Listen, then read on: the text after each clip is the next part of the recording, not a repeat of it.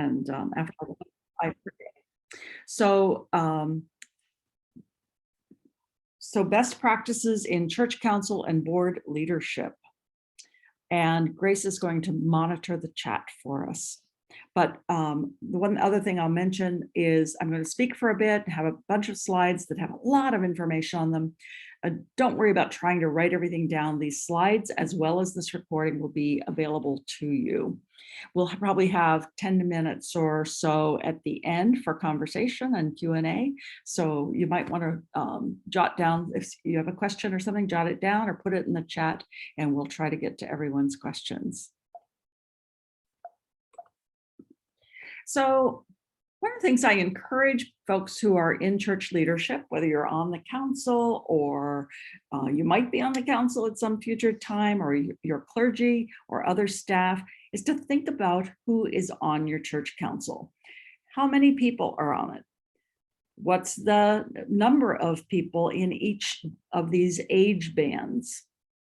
What does the diversity look like? Is it similar to your community? Is it more diverse than your community or less? What's the gender balance? All of those kinds of things can really influence how your council works together. And there's not a right or wrong answer per se. I have opinions based on my experience, but it really does, in many ways, depend on the culture of your congregation and so forth. My bias, I will share with you, is for smaller is better.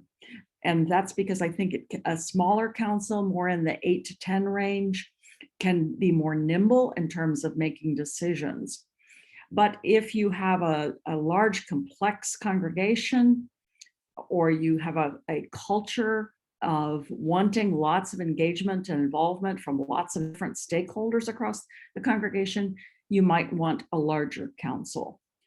We'll talk about how to manage smaller versus larger councils in a bit. The structure is something to think about. How does the council's work get done? Most church councils that I know of meet largely as a whole group. Usually it's a monthly thing, or sometimes it's 10 months of the year and they take a couple of months off in around Advent, Christmas, maybe sometime in the summer. And they tend to meet as a whole.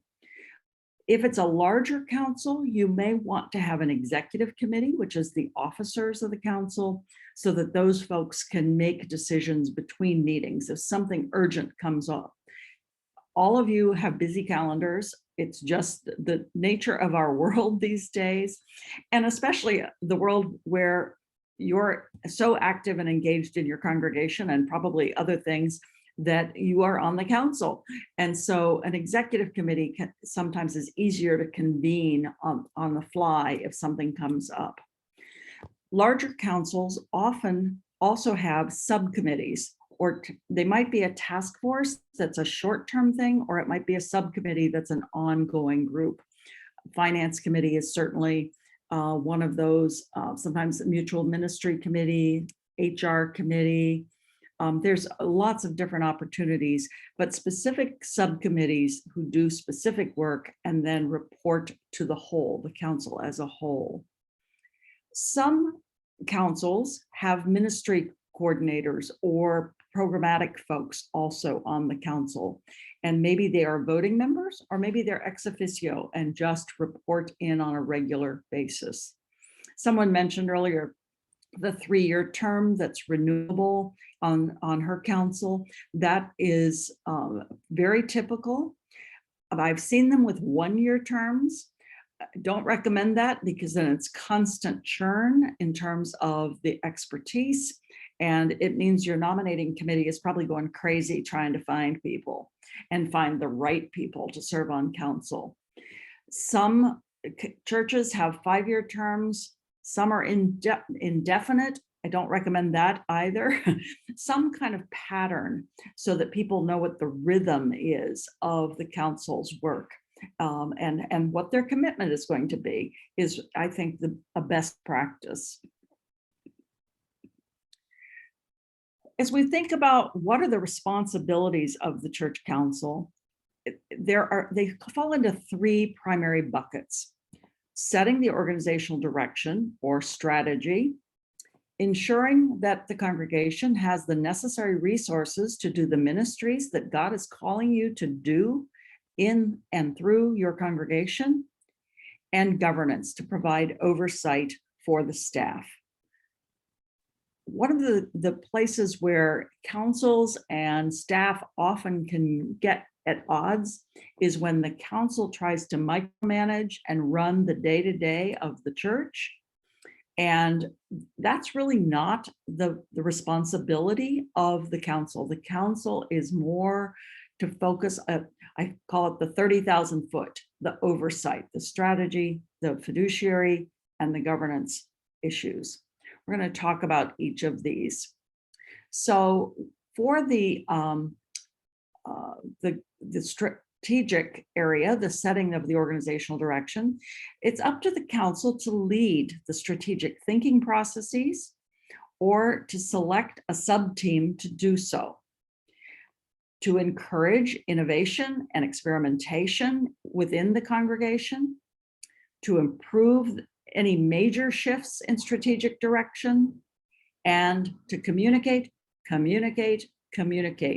because the council is the group that the rest of the congregation looks to for direction and vision. And so it's really important to communicate what the council is thinking about the strategy, about the direction, about being innovative and trying new things. So if the council doesn't communicate on a regular and clear basis, the rest of the congregation doesn't have a clue, and they don't feel excited and engaged and empowered to move in a particular direction. The next is the fiduciary, and that is the responsibility of the council is to establish financial control systems. Sadly, there are problems in many congregations and synods and other faith-based organizations with things like embezzlement. And so having a good separation of duties to help ensure that that doesn't happen is the responsibility of the council. And to establish the annual budgets. I know that they're probably voted on by the church, the congregational members as a whole during an annual meeting, but somebody has to set them up and figure out what's doable. And that's usually falls to the council, or maybe directed by the finance committee and then approved by the council and then brought forward to your congregational meeting. The council is responsible for thinking about major expenditures, particularly things that are capital expenditures, and providing leadership if you decide to do a stewardship campaign or a capital campaign for your congregation. The council needs to weigh in. Both my husband Rick and I have served on seminary boards, and one of the things that is just a standard in those organizations is that if there is fundraising, which there always is for seminaries, that the board members are expected to give something. And it doesn't mean it has to be a stretch goal, although of course it's lovely if someone can afford to be extremely generous as a board member or a council member, but something. And so it's great if the folks who are leading your stewardship or your capital campaign can say, and every one of our council members has already given to this effort. So that's a really important part of being a member of a council. Exploring options for creative funding. These days, you know, as particularly during the pandemic and post-pandemic, where folks are stretched, often congregations are really searching for creative ways to find funding for going forward.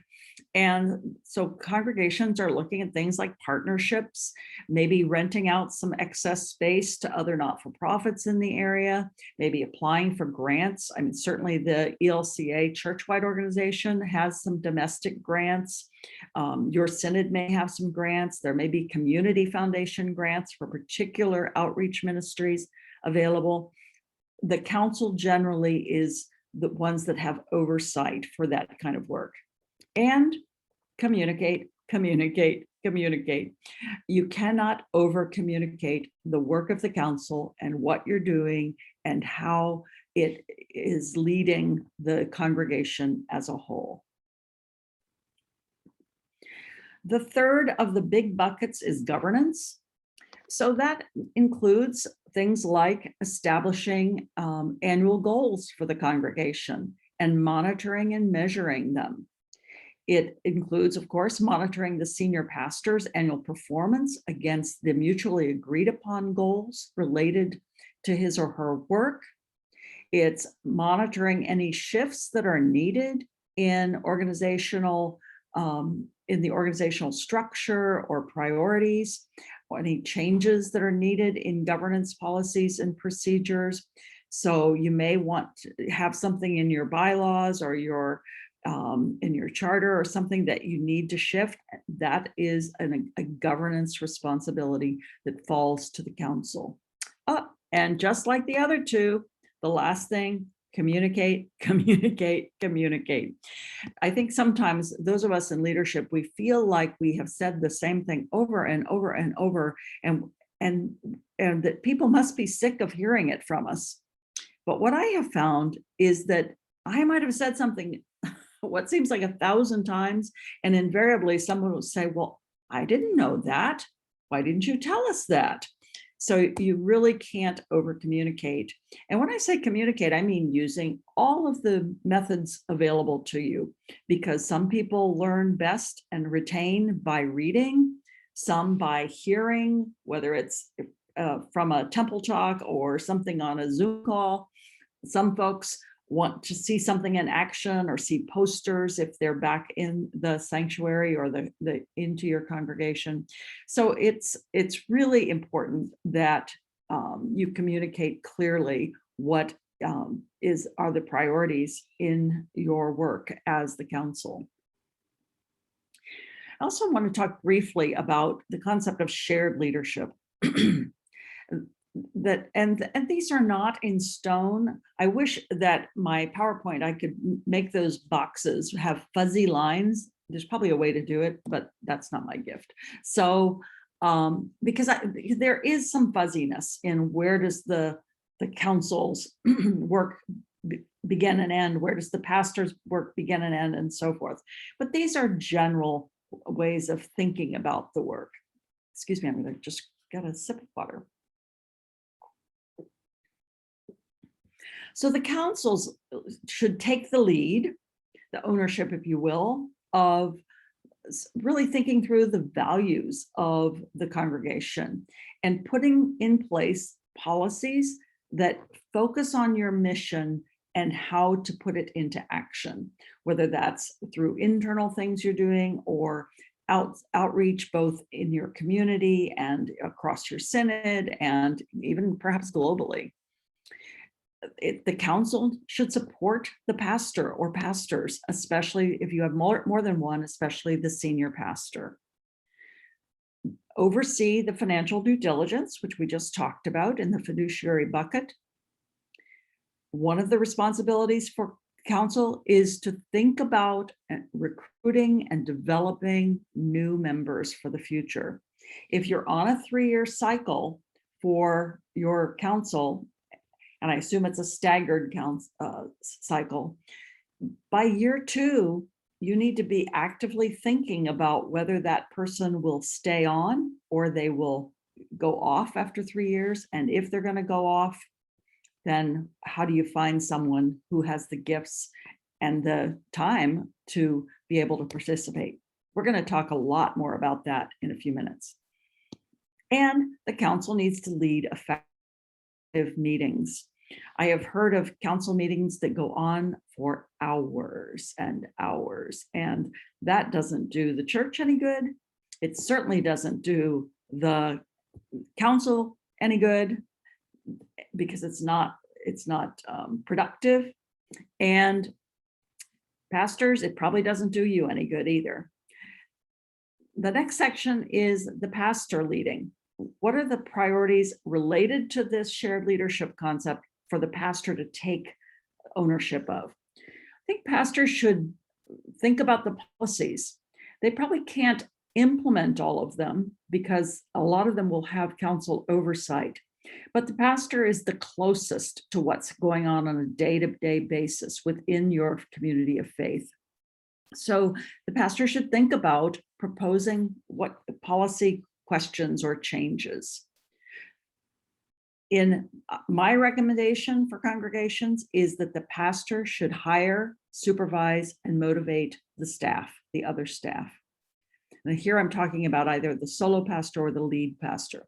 I know that is not the case in many congregations, that many congregations have the council or even the whole congregation weighing in on staff issues. I have to say, as a layperson who has led lots and lots of organizations, if I had my board having the oversight on the staff that I hire, I would not be a happy camper. So I would, if that has been your policy, I would really urge you to look at that and think about, is that the best way to motivate the senior pastor, but also to give her the ability to really lead in a solid way. So something to think about. The pastor should also, of course, be the primary person to develop and implement programs, whether that's faith formation programs or outreach programs, working through, of course, the congregational members and other staff, and with oversight and advice from the council, but the pastor would be the primary leader there. And then managing the day-to-day operational budgets. Once that budget has been set and approved by the council and or the congregation, the day-to-day expenditures are largely run by the staff. And so managing those operational budgets on a day-to-day basis. And then there's the shared leadership, where it really is a collaborative place to be. And that's around strategic thinking, maybe developing a strategic plan, your planning for your stewardship, your budgeting and oversight of your year-to-date expenses or your campaign and how it's going. Evaluations of the work of the council and the church as a whole should be shared. And then everyone needs to be preparing for effective board and committee meetings. And again, in a few minutes, I'll talk a bit more about that. So you'll see that I have a number of slides that look like this. They're a different format, and we're not going to walk through them. I just wanted to provide them so that if you want to take these slides back and go through them with your leaders in your congregation, whether that's others on your council or staff or some of each, it'll give you a visual signal of, here's some ideas of things to review once I'm back with my staff. Or my church council colleagues. And so these will relate to the slides immediately before. This is certainly a familiar piece of scripture for all of us from Ephesians. The gifts he gave were that some would be apostles, some prophets, some evangelists, some pastors and teachers, to equip the saints for the work of ministry, for building up the body of Christ until all of us come to the unity of the faith and of the knowledge of the Son of God, to maturity, to the measure of the full stature of Christ. So how does that apply to your council? Well, this is a little example that I've made up. These are the members of a council at a mythical church. Pat has expertise in finance and small business and risk management. Sandy is in charge of HR and organizational development at her company. Jose works in a manufacturing industry in sales and marketing. Gabrielle is in higher education and has been involved and engaged with community organizing. Clay is a wizard at strategic planning and finance in the automotive industry. Kate is a marketing expert, and Allie is involved with risk management. So that's the background of these people. Now we can kind of guess some of them are male and some of them are female. Some of them are a little ambiguous, so we don't know if Pat is a man or a woman, but be that as it may, you can see their backgrounds and the gifts and skills and expertise that they bring to the table for this council. Once you think about this for your own council and jot down the various types of expertise, I recommend that you develop a grid like this, a matrix, and have the various areas of expertise that you have and that you want and need for the future, and then put in the names of the people who have those particular gifts and bring them to the table. If you have, as someone said, a 3-year term, and you're rotating a third of your council off every year, and some of them will renew, some of them won't, you might even want to color code these and put all of the ones who are in the class of 2022 in one color, all of them in the class of 2023 in a different color, and then the ones for the class of 2024 in yet another color. So that it's really easy to spot when you look at this and you build this out. And if all of a sudden everybody in your finance column is all in the same class, that's a problem, unless you do something about it to bring on the talent in the future that you need. Now, I've kept this simple by just looking at background and experience, but you can do this for other kinds of diversities as well, and other kinds of perspectives. So what are some of the diversities you might consider that might have an impact that will add value to the work of your council? Race and ethnicity is the obvious one, I think, for most of us, but gender, age, it's nice to have a variety. I know when my husband Rick was a pastor of a large church in Arizona, he was very intentional about working with the council president to try to lower the age of the council members so that they weren't all 60 plus, and brought in a lot of younger adults so that it was bringing the perspectives of those younger folks to the table in leadership. Sexual orientation may be a diversity that's important in your community. Socioeconomic variances can really, different perspectives can really help when you're thinking about the future of maybe a capital campaign or some other issue related to your congregation. You might want to think about the diversity of length of time of members. Do you want everyone to have been a member for 20 years plus? Or is it good to bring some newer folks on? It's nice to have a mix if you have the opportunity to do that. Are the members of the council faithful participants in the life of the congregation? I remember once when I moved from Chicago to Boca Raton, Florida, and I was visiting churches, and I went to one congregation. I was looking for a church home, and after visiting one time, I received a phone call that Sunday afternoon from the pastor asking if I would be on the council because they were so desperate for new people.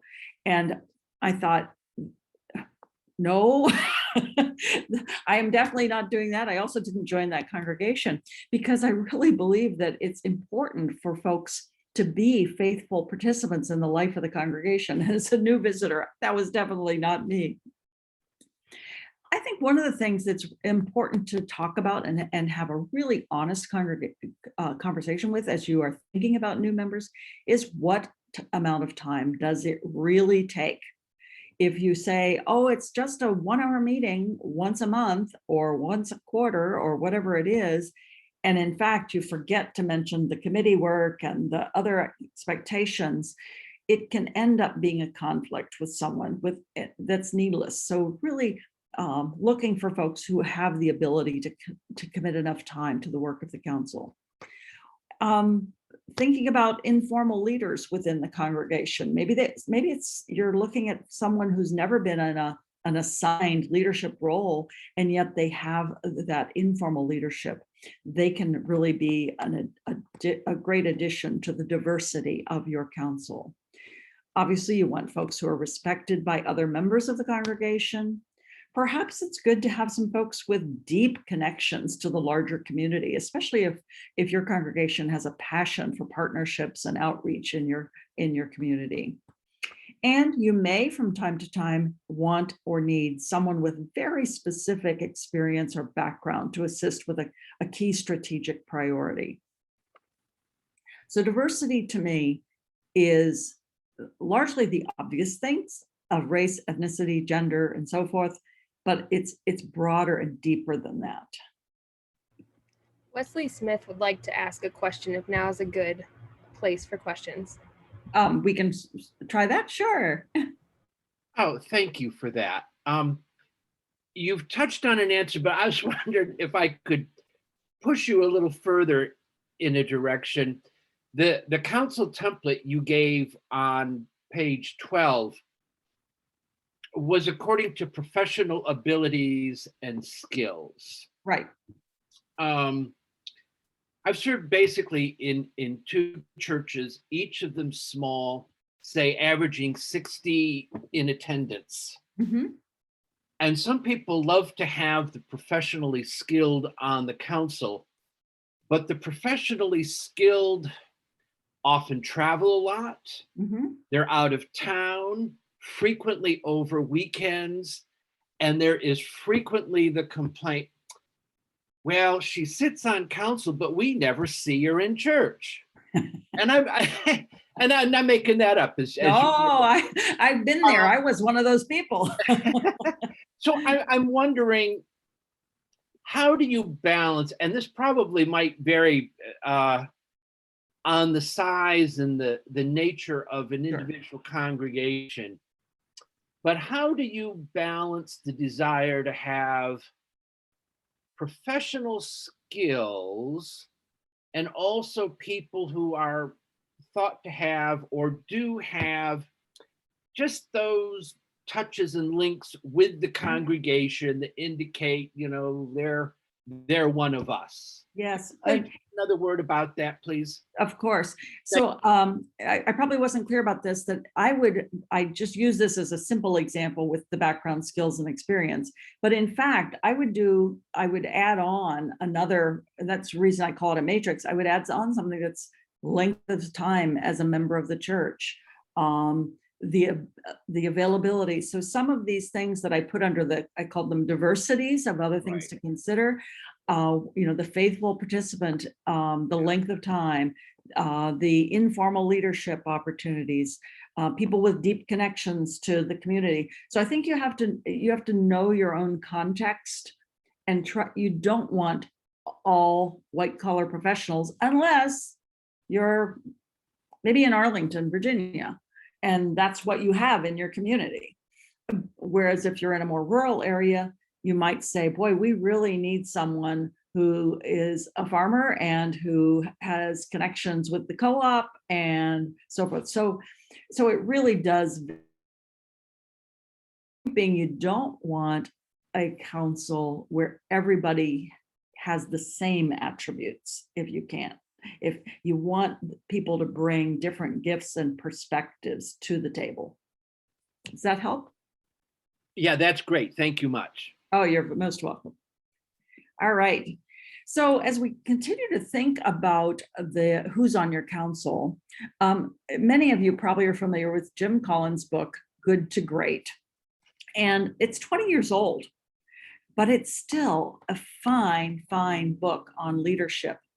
And one that I often like to refer to is this other one, this smaller one, Good to Great for the Social Sectors. Because this one, Jim Collins' Good to Great, if you're a business person, you'll love it, but it is very businessy. Oops. And the second one, the smaller one, is more of a little pamphlet, and it's geared to not-for-profit organizations, government organizations. So it puts those concepts into that kind of a language.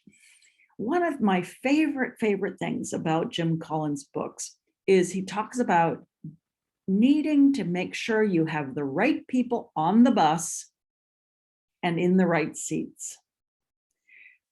The idea of that is, if you have a council and it has 7 seats, making sure that those 7 seats have the right people in them, because if you have 1 or 2 people who are not particularly helpful, that can really throw a monkey wrench and waste huge amounts of time and energy for the whole council, and really have a negative impact on your congregation in the long run. So having the right people in those seats and on the bus is really important. But then you need to think about, are they in the right seats? Because maybe you have someone who's a really gifted person and they contribute and they work hard, they roll up their sleeves anytime there's work for the council, and yet they aren't good at leading meetings. They don't have the gift for organization, to prepare things ahead of time, and to facilitate meetings and make sure that everyone who's there is listened to and heard. That's not the person you want to put into the board chair seat. So it's not just about having the right people on the council, but making sure you have them in the right roles on the council. That applies to every business, every not-for-profit, for staff as well. But in this case, I want you to think about it for your council. And there are some key seats. If you think about the bus, you want to make sure you have a really good bus driver, right? So you want to make sure that whoever's driving the council, the chair, maybe the vice chair, especially if that's a role that automatically moves into the chair role, you want to make sure you have the people with the right gifts and talents and willingness to do that extra work in those seats. So this is a kind of a good way to think about who is on your council and who's in which roles on your council. So here's again, one of these slides for you to take back and walk through if you choose with your leadership at your church. What if a council member is not a good fit? You know, it happens. These guys are really nice people. They always show up to set up the tables and take down the chairs and stuff for the potluck supper, and they're active as an usher, and they sing in the choir, and they're really good at lots of different things. But they're just that you bring them on council, and after a while, you realize this is not a good fit for us. Sometimes it's somebody who doesn't attend meetings regularly. Sometimes it's somebody who's not preparing for the meetings, not reviewing the documents ahead of time. Somebody who attends but seems like it's an imposition, or they're bored. Sometimes it's somebody who's just constantly disruptive or antagonistic. Somebody who talks too much. And so how do you manage that? Well, the council manages the council. The council needs to have a process. And pastors, you can thank me later. This is not the pastor's job. Let me say that again. This is not the pastor's job. This is the council president's job, maybe the vice chair of the council.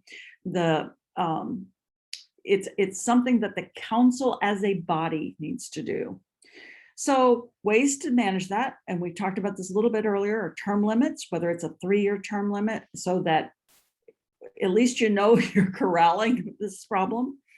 I recommend having annual or term-based self-assessments for your council members, and then have a small committee that does assessments of each member of the council on either an annual or on a term basis. Have policies, agreements for attendance and participation, that if someone misses more than 20% of the meetings, that they will be asked to leave.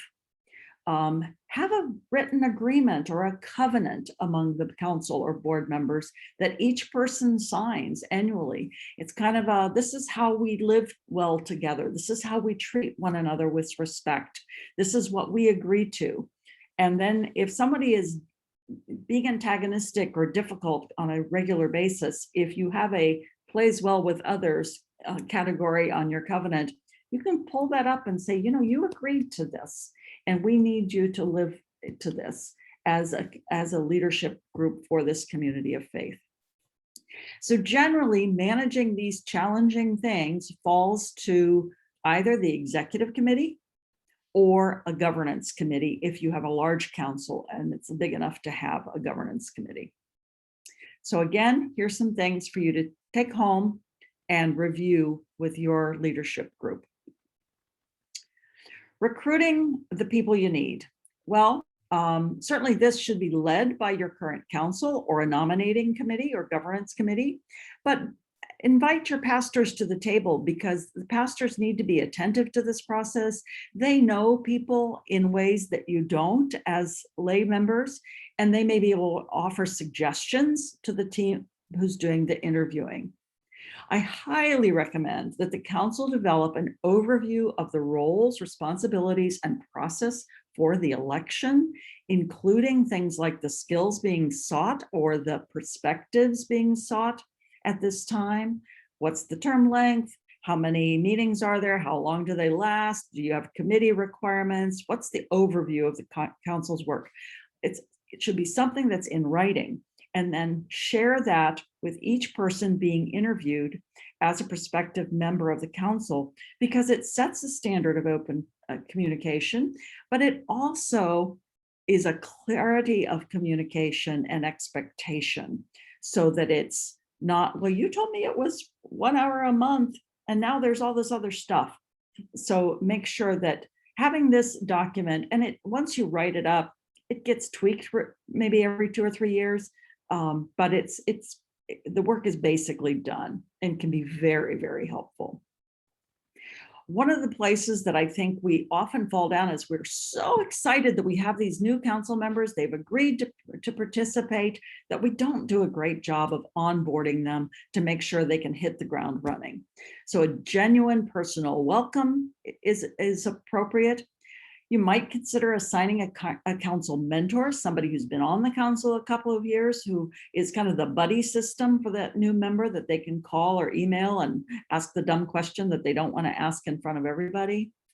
Basic information regarding the council, providing them with that. Scheduling your meetings at least a year or two out so that everybody knows when they are and can get them on their calendars. If you use a secure website for confidential documents, whether that's an intranet or maybe use Dropbox or some other place, help the new council member figure out how to log on and get the information they need. A copy of your council handbook, and you'll notice that more on this later. That's because there's more on this later. And most councils don't have something like this, and I highly recommend it. And then schedule an intro to the council or overview of the council meeting for the new members before their first real council meeting, to just give them a place to have some orientation. Because often when you join the council, it looks like this, that you just all of a sudden you got this information overload that's like drinking from the proverbial fire hose. So for your overview meeting, that meeting before their first council meeting, I recommend obviously that you be attentive to basic hospitality with welcomes and introductions and where's the bathroom and how long is this meeting going to last and that sort of thing.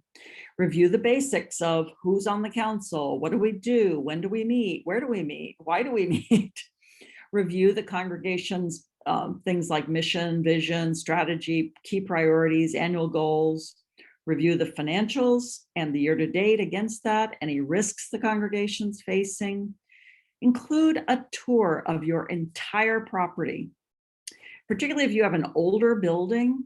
Rick and I remembers in Minneapolis of a congregation that the building was about 85 years old, which I know by East Coast standards is like new. One day after I'd been a member there for, I don't know, 8-10 years, somebody said, well, go to the gym. And I said, the gym? Where's the gym? I had no idea we even had a gym because it was down the set of stairs and around a corner. And it wasn't a gym like we think of at a school or something, but it was kind of a gymnasium type space with a basketball hoop. I had no idea that was there. I think there's probably lots of people like me who they come in, they go to the sanctuary, they go to the offices, they might go to the nursery, they might go to the fellowship hall, but they don't know those nooks and crannies. So do a tour. Model the culture and talk about it of your board meetings. Are they formal or informal? Do you use Robert's rules of order, or are you more casual? When we start meetings, when we say it's at 6 o'clock, do we mean it's at 6 o'clock and we start at 6 o'clock? Or, well, we come at 6, we chat, we catch up, we have a coffee, and maybe about 6:15 we'll start. Let people know your style. That's not to say one is right or one is wrong. It's what's right for your congregation. So the council handbook, this is a lot of stuff that we're not going to go through. I put it in here so that if you go back, if you find this of value, you go back and you want to review this, you'll have some detail. So I recommend a council handbook, and you'll notice it can be ink on paper or digital or both. Just, introduction, some basic stuff, contact information that's kept up to date. If you use something like Strengths Finders or Myers-Briggs for all of your council members and key staff, that's nice to include to know something more about folks. Your structure, what's your organizational structure? What are the terms? If you have an ethics policy or a council covenant, include that. What are the meeting dates that you have scheduled? What preparation is expected? Policies and procedures. Any kind of current materials like your strategic plan, your current year budget, current year goals, and then governance stuff that you might want to look up, your constitution, maybe your bylaws, policies and procedures around the work of the council. So again, the guidelines for recruiting and removing council members, the covenant, a board member self-assessment form, maybe some glossary of terms and acronyms because churches have a lot of them, a little history about the congregation, something about the ELCA, maybe something about key partners in ministry. If you have committees and task forces, you might have some information about that. Some of the committees and task forces that I've seen on lots of councils are these: executive, worship, education, stewardship. You may have others. And then there may be episodic task forces, maybe a call or search committee, a building project committee, or some other kinds of special short-term groups. One of the things I recommend for each of these committees or task forces is a charter. And this should be either written or at least approved by the council or the executive committee of the council that basically says what's the role of this committee or subgroup, and what are the key priorities that are for them, but not down to the operations. What are you going to do specifically? Give them some latitude.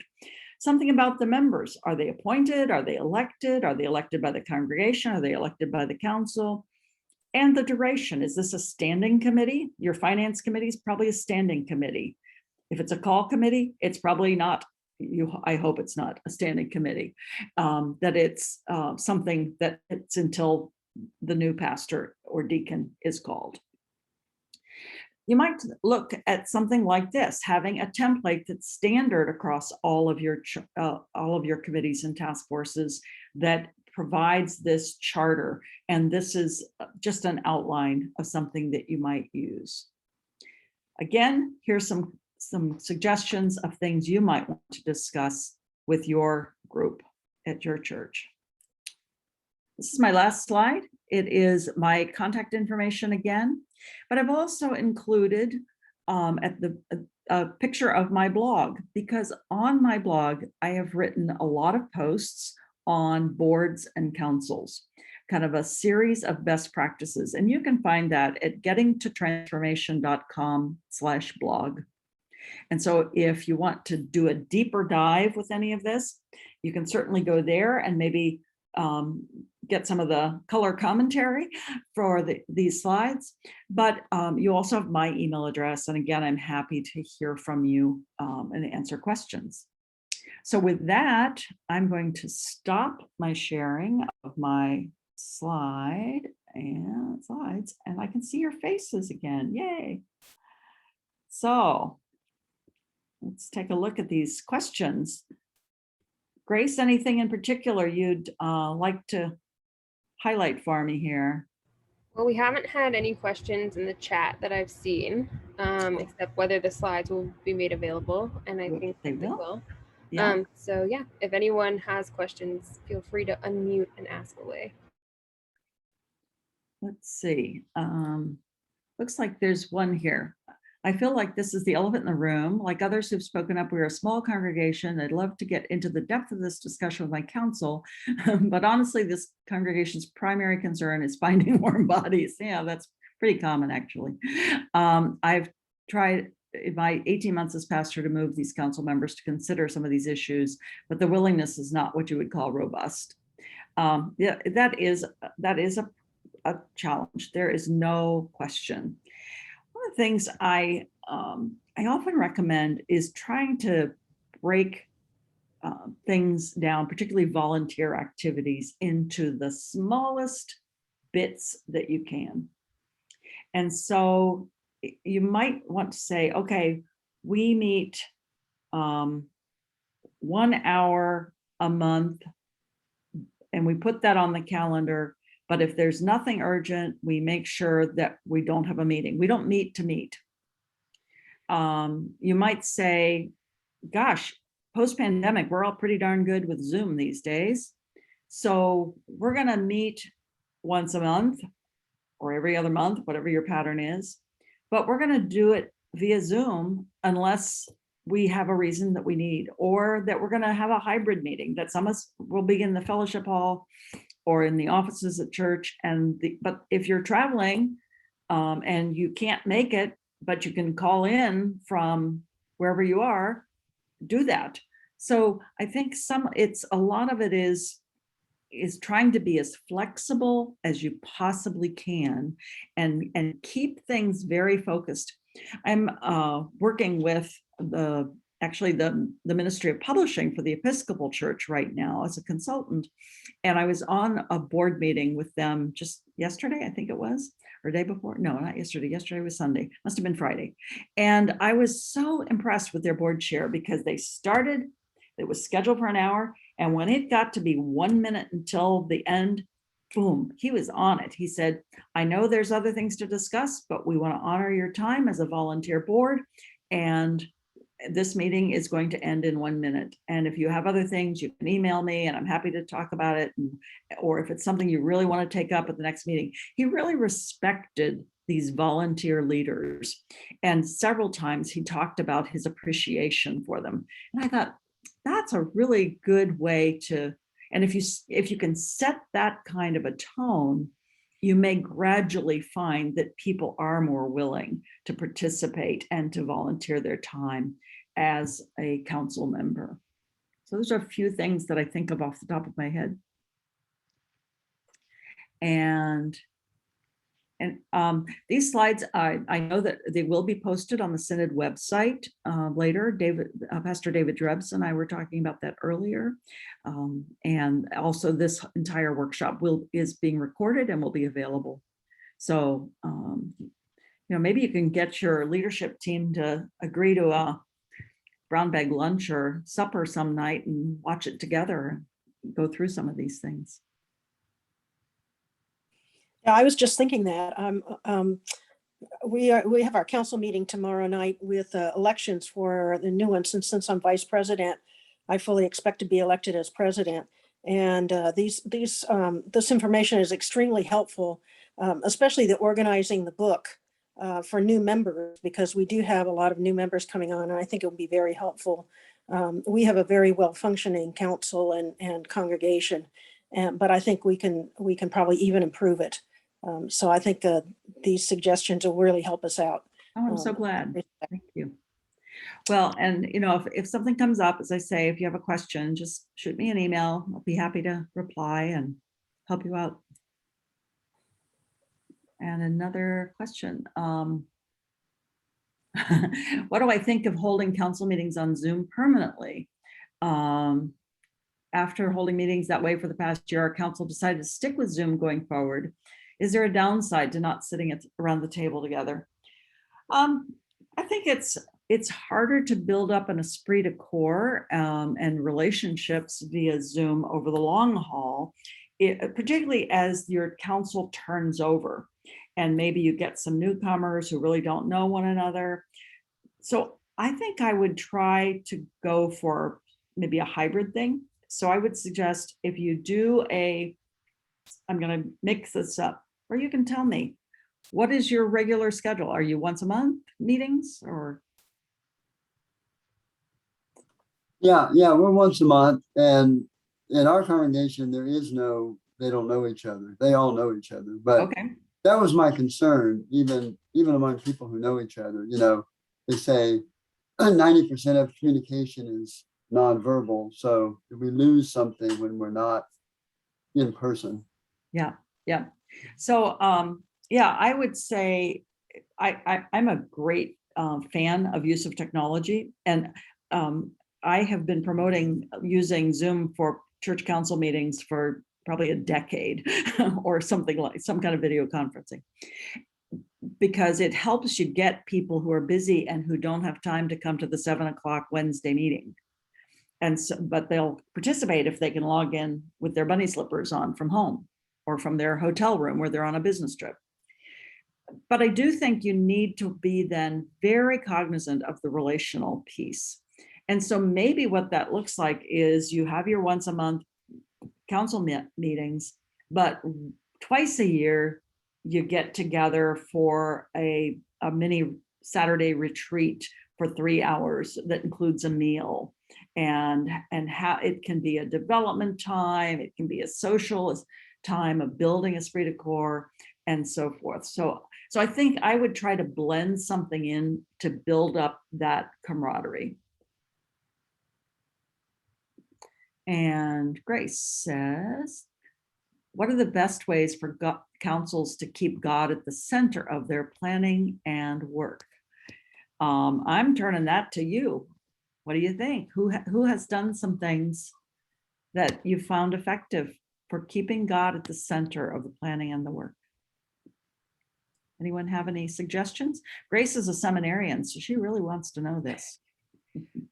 We start our meetings with a devotion. It's rotated through the council members, kind of gets us in the mindset, and we do light a candle at the beginning of the meeting.